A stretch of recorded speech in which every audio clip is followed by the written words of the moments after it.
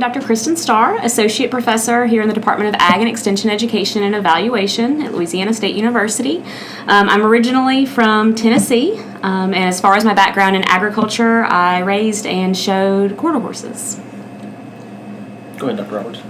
My name is Richie Roberts. I'm an assistant professor here in the Department of AEEE, and I'm originally from Oklahoma. Spent quite a bit of time there. I was an ag teacher there.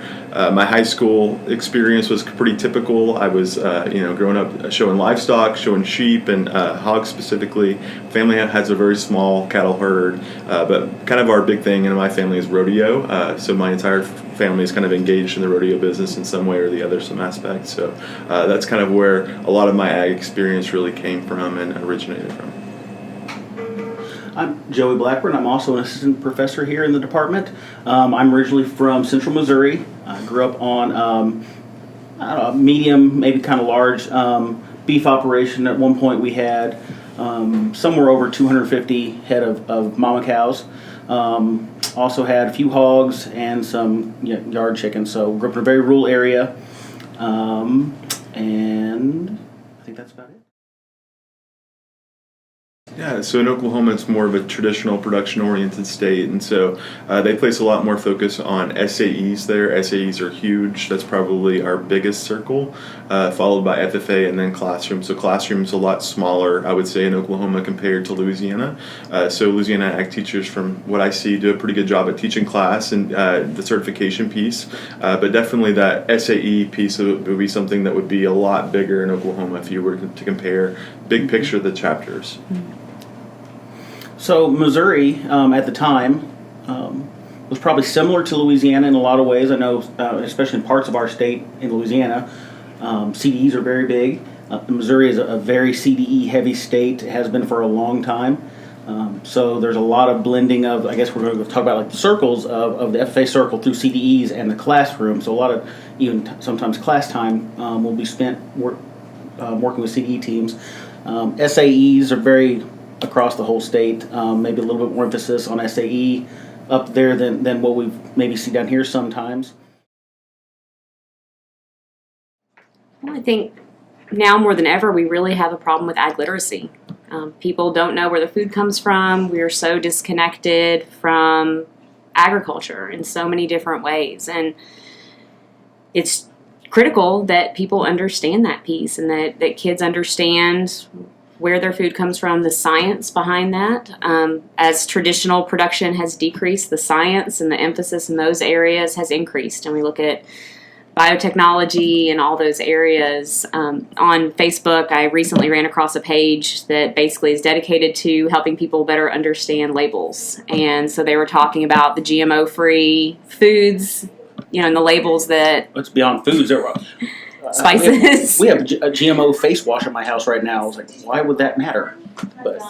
Right, and so just that emphasis on, they use a lot of labels and things like that to, kind of trick consumers and to hopefully get them to pay more money for a product. And so it's that kind of understanding. There's a lot of fear about food and where our food comes from, and outside of even the leadership and all the other pieces that we know Ag Ed provides, that piece and being able to be a better consumer, I think, is really important. There's also this need to prepare, a workforce in agriculture. We need more jobs in agriculture than ever before to meet this need of feeding 9 billion people by 2050. And so there's a lot of, there's kind of this bifurcated type of model or approach that we have to take where we're, not only producing these ag literate citizens, but we're also preparing the workforce. And so we have both of those needs today, and it's still very evident as we look at kind of the big statistics that are coming out more and more.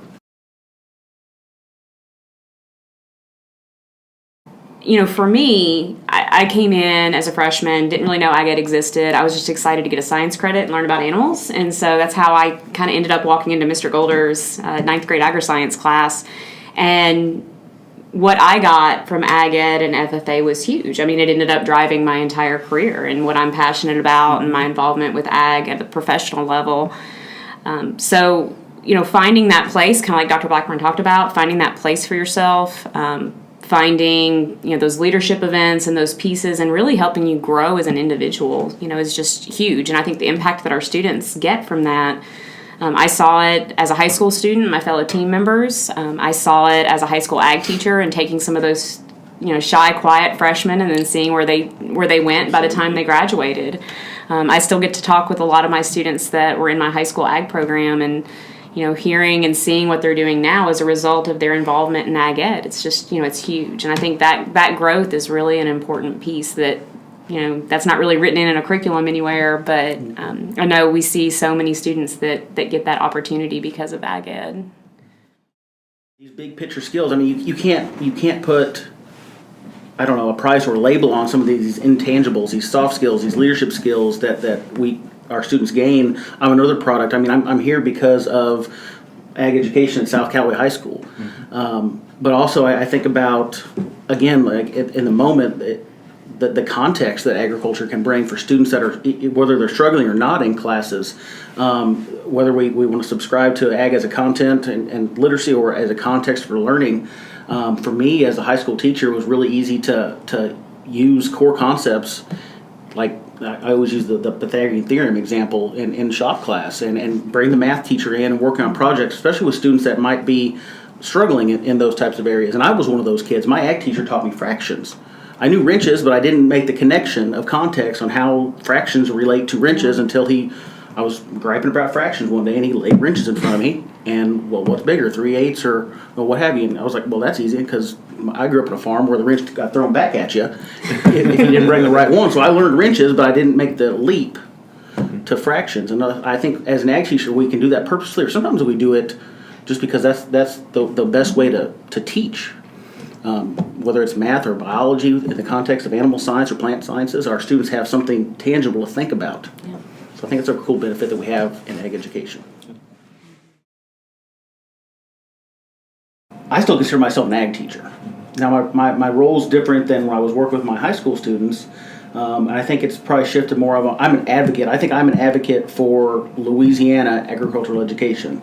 Statewide, not LSU ag ed, but Louisiana. But when I wake up in the morning, a lot of times what I'm thinking about is how do I make Louisiana ag ed a little bit better today than it was yesterday. And sometimes it's baby steps, sometimes it's leaps and bounds. It can be professional development. A big part of that is the training and the education we give our students here at LSU to hopefully down the road, and we're making the whole state stronger. And then thinking about ag education, FFA, what can we do here in our little department to make everyone's lives easier out in the field. So I also think our role is thinking about the things that ag teachers know are important, but they don't have time because it's more important for them to think about that freshman student or that senior student in their classes. That's what they need to be concerned about. Our big concerns can be what are the things that are going to be affecting Louisiana ag ed next month, next year, and 5 years, so that they can do their job at a very high level out in the field. For me, it's kind of that, which I do a lot of work with the National Teach Ag campaign, as well as I lead the Louisiana Teach Ag campaign, and so it's just really that, how can you do better than getting paid to do what you love? It's just kind of that piece, and I know when I started really thinking, I got to Mississippi State for my undergrad, and I was like, okay, what am I going to do? Like, what do I really want to do? And the answer for me was easy. What am I passionate about? I'm passionate about ag ed. And so we have so many people that are just truly passionate about ag ed and FFA. They fell in love with agriculture because they walked into that high school ag class. And if that's something that you're passionate about and you love, you can't do any better than sharing that message. We get a lot of people when we go on recruitment visits and things like that, and we always say, oh, be a teacher. And everyone's like, oh, I don't know about being a teacher. And so, we talk about how are ag teachers different. We talk about, the first thing anyone ever says to me is, yeah, but what about the pay? It's like, well, okay, yeah, there's some of that, but ag teachers are different. Ag teachers are 12-month employees. That's a different thing. And it's that whole what do ag teachers make, and they make a difference, right? Mm-hmm. It's that whole getting to be passionate and do those things every single day. I have a lot of students that tell me I went into ag ed because I wanted to be an FFA member for the rest of my life. They fell in love with FFA and they wanted to continue that piece. And so I mean, I'm a little biased, but I tell everybody, I mean, you know this, I tell everybody, go ag ed, you know, consider us as a career option. Yeah, I think when I'm talking to, Generation Z, those students that are, 18 below, about wanting to be an ag teacher, all of them want to have a career where they're going to make a difference, make an impact in some way. And I think ag ed is definitely a venue and a vehicle for doing that. I always kind of draw on my own experiences. My program was very community-based, service-oriented. And so I got to see how my students were using their knowledge and skills to be able to make a difference locally. And so that was really powerful for me. And so just being able to see the impacts that me and my students were having locally, that was a really cool aspect. And so I think that's always a big selling point to people is they can really make a difference with this job. If, you don't want to go sit behind a computer and crunch numbers all day, because that's not going to make a huge impact to somebody, but you can really change somebody's life through being an ag teacher. Man, it's always one of those messages where it's like, I'm like, why not? I mean, it's the best job in the world, but when you think about it, every job has the garbage that comes along with it. I mean, it's just the nature of being an adult, I guess. But, man, I never woke up, and I still don't wake up regretting my decision. I never wake up, oh my gosh, I don't want to go to work today. Yeah. And as a high school ag teacher, and I still catch myself, I never went to work. I always went to school. It was just my mentality. I was going to school. I lived just a couple miles away from the high school I taught at, and I loved every minute of it. I have a passion for teaching in general, and so I love it here as well. Traffic gets a little annoying sometimes, so sometimes I regret the traffic. But as far as the job, absolutely not. I mean, making a difference, seeing students learn, helping students chase their passion. I mean, what's better than that? It's one of the things we struggle with a lot here, especially with the Go Teach Ag program and what we're kind of trying to do with that. I think there's a lot of factors at play. We do have some teachers who are in great situations that get a ton of support when they come in brand new. We have some that might be a little more isolated. For us, when we kind of get together each year and start talking about planning, we offer an early career teacher workshop at Louisiana Ag Teacher Conference every year, and we spend a day getting all those newbies together and try to give them some different support tools that they can use. And for me, it's helping them build that network and understanding that you can reach out. In my developing community programs class, it's all about managing FFA and SAE, and it's one of the pieces that I talk with those students a lot. They probably get really tired of hearing me say it, of, you can't do this alone. You can't do this alone, or you will get burned out. Lean on those community members. And that's just one of the things we've tried to talk a lot to the early careers, too, is just, you will always find a person in your community that wants nothing more than to train your horse team. Like, there's always that person, that you can connect with and find that person to help you do it. I think we get really bogged down with the idea, and I'm just as guilty of it too. I know when I was teaching high school, but you get bogged in that I can do it myself, just getting bogged down with it. I have to do everything to make this a successful program, and we can't. I mean, there's no way you can do everything. So learning to lean on that community is one of the pieces we really talk with. If they don't have support, that's where that burnout really happens, is feeling like they don't have resources. Piggyback real quick, and I won't jump out of order here. But that's a huge part. And I suffered the same thing coming from I guess, relatively successful program. We had all the teams, we had all these things, and students come to us from oftentimes successful programs. Walker, for example, I mean, that culture was set. And sometimes we have students that don't come from an FFA background, but when we send them for observations, we send them to programs that are established. And I think sometimes our students have this false sense of, I've got to do everything, and I've got to have a program like my chapter or like what they sent me at LSU, and that's just not realistic for a first-year teacher. It's I hate using the word survival, but sometimes it is, because you've got to figure out a new system, oftentimes a new community, and by the way, there's students in your classroom from 8 to 3. Yeah. So I think getting that realistic expectations, it is a great job, especially those first couple of years, will take some work. And then don't expect to be Miss Becknell in your first year. I've heard Miss Becknell talk about her first years and some struggles. We all do. All the great ones struggled their first years, and I think we missed that by the time we see them when they're in the peak of their greatness. Yeah. And so I think some of that realization that's part of the, I think maybe a small part of the retention issue is we have maybe some false expectations of what we can do. Mm-hmm. Yeah, I don't know that I have too much additional to add, but I think it's a huge issue and a very complex. I think every individual is going to be different on what burning them out specifically. But I think of some general supports is you got to have somebody that you can talk to and talk about your frustrations with, because that's going to come up. And your husband, wife, mother, father, they're not going to really understand from an ag teacher's perspective what that's like. And so you got to have somebody that understands what you're going through and can maybe kind of help talk you through some of those emotions. So I think that's the first piece, is just having somebody that you can talk to in general, and then also getting a mentor. And I think you've already talked about that a little bit, but just having somebody that when you run into a roadblock, you can talk to and feel comfortable with sharing some of your struggles, and they can help you reframe that problem in a way that is solvable. And then just to kind of reiterate what Joey said is just you have to go in with real expectations. You can't, expect to have the greatest chapter in the world the first couple of years. You have to reevaluate kind of what's possible and then what's meaningful for that particular community. And I think sometimes we try to go and impose another community's model on this other chapter, and it doesn't really work out. You just have to figure out what your program needs and wants are, and then kind of work backwards from there.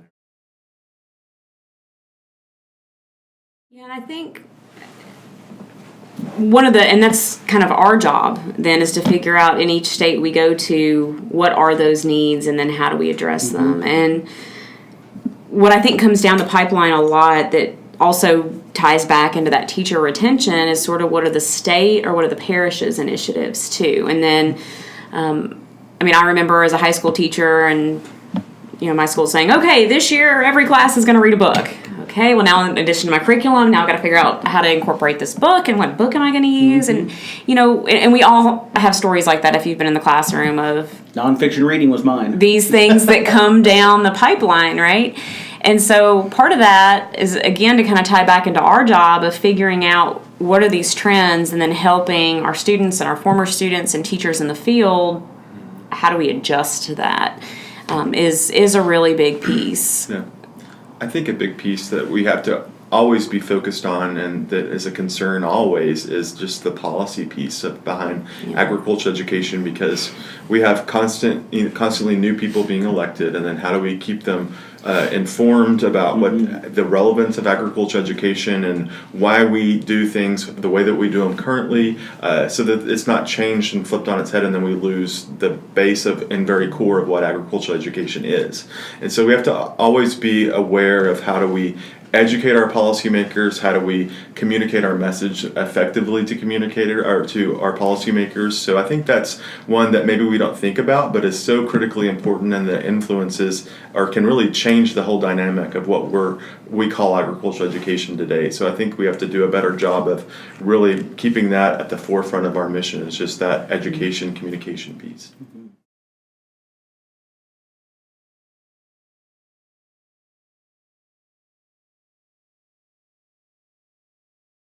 I guess, I usually start with the three-circle model and try to just basically explain the idea of our program is different than what they may have, be thinking about when they're thinking about high school, when they were there in high school. Yeah, we have the classroom, but then it usually ends up talking about like, well, do you ever take shop class? Well, we have some of that, but that's our laboratories. In addition to shop, we have greenhouse, we have land lab, we have animal science labs, and we're very contextual, and we usually talk about experiential learning, so a lot of big picture things like that. I've been known to pop a YouTube video up about FFA, or maybe a Parley Pro person or a Creed speaker or something on an airplane if the flight's long enough. So I'm a terrible person to set up on an airplane if I don't know you. Usually when I'm talking to somebody within that area, I kind of start trying to figure out how familiar are they with CTE in general. We talk about, the business classes or family consumer science classes, those pieces, and that ag is a really critical piece of that ag is an important part of career and tech ed. And then just explaining, it's looking at agriculture. Usually it's not, I don't really understand what ag ed is. They kind of get that piece, but it's more like, why are you teaching kids how to be farmers? Oh, well, yeah, there's that one. And so I spend a lot of time just kind of trying to help them understand, well, I am teaching some kids to be farmers, but I'm also teaching kids to be ag scientists and biotechnology experts and work for, these science companies. Helping them understand sort of ag, big picture ag, and then after that explaining this is how and then we use ag ed as our vehicle to get that big picture ag message down to high school students so they can find their careers. Because everyone kind of gets ag, it's just sort of that piece outside of that. They're like, why do you need classes about this? I'm like, well, because science, all these other pieces. And so that's generally what I end up kind of leaning towards when I'm talking to people. No YouTube videos, usually. Yeah. I need to work on that. Whip it out. Yeah, mine's pretty similar. I usually just kind of start off with kind of that personal growth, career success piece and kind of work down from there and talk about all the experiences for students in terms of leadership and just learning how to, get more engaged in their community and kind of how ag serves as a vehicle for that. And then just how we also prepare them for career opportunities in agriculture, as well as just skill development and other areas as well that would help them in any career. And so obviously, making connections between vocational education, agriculture education. So just really using those two pieces as kind of the guiding points of the conversation. But yeah, just generally just, making connections. Have you seen an FFA member with a blue jacket on? Those kinds of things are always good connections to make. Yeah.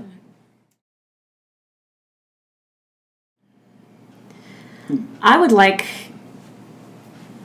to see, and I would like to start seeing our programs. We actually have very recently kind of been having this talk, I know Dr. Roberts and I especially, of, increasing that science piece. I don't think there is any way we're going to be able to stay really relevant as a profession in ag ed if we don't up that science connection. I think we're looking at increased science when it comes to biological sciences, but I think we're also looking at increased technology, precision agriculture, all those pieces, and I think it's something that high school teachers, we have to work on as well, to make sure we're getting that into our classroom. I remember the first time I was asked, when I took my first teaching job in North Carolina, and they were like, and you're teaching biotechnology. And I was like, I'm what? It's like, I thought I was going to be teaching like animal science and horticulture. What do you mean I'm teaching biotechnology? And it was really terrifying because it wasn't something that I had learned as a high school student. It wasn't really my background. But having the chance to share that science piece was huge. And as I got more and more involved in it, I really realized our students need this. And it doesn't matter if they're from urban schools, it doesn't matter if they're from more traditional ag programs, that science piece is going to be critical. And so I think if we don't step up to that piece, we're really going to get left behind. So I think we're going to see a lot more of the science integration as we move forward. Yeah, I think those are great points. I'm definitely a big advocate for enhancing the STEM aspects in agriculture education as well. I think those are big, are really going to help set us on the right path for the future, definitely. But I also think it's really going to take a change just in terms of the message we communicate and in terms of the terminology we use, because the general public doesn't understand the terms agriculture. So we've got to start changing how we approach, people in the general population by using terms like food, fiber, natural resources. Those are terms that resonate with them and that can really lead to a larger impact and a greater conversation. So I think it's just learning how to phrase our curriculum and our direction in ways that the general public can understand and see the relevance for them. So I think that's a lot of some changes that will take place. So increase in STEM, changing how we communicate and how we sell our message a little bit better. And then I think also we're obviously always trying to attract more new diverse populations into our field. And so just thinking about how do we communicate that our message that resonates with diverse populations better. Maybe that means changing, and I'm a traditional person, I grew up in Oklahoma, I love FFA, but maybe that means thinking about new types of symbols and representations that represent all different types of populations, whether it be racial or whatever. But we just have to think big picture about what it's going to take to really set us on a positive path for the next 30, 40, 50 years. I mean, I don't know. Those great thoughts. I don't know where I follow up with that. I think STEM integration across the board from science and through basic, I think there's an opportunity, especially within. I'll kind of talk about like the ag mechanics world specifically. I think that's where we have that T&E, a lot of possibilities and potential growth, and show the relevance of what's one of the most traditional aspects of our programs, and what that means for our students moving forward.